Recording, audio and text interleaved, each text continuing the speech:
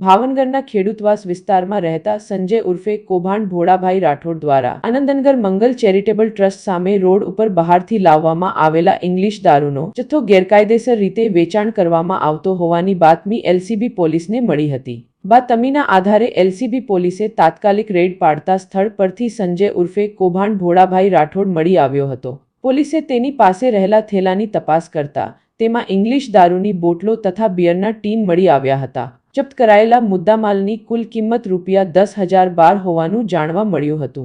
LCB પોલીસે આરોપીને દારૂના મુદ્દામાલ સાથે ઝડપી લઈ આગળની કાર્યવાહી માટે ઘોઘા રોડ પોલીસ સ્ટેશનમાં ગુનો નોંધાવી તપાસ હાથ ધરી છે।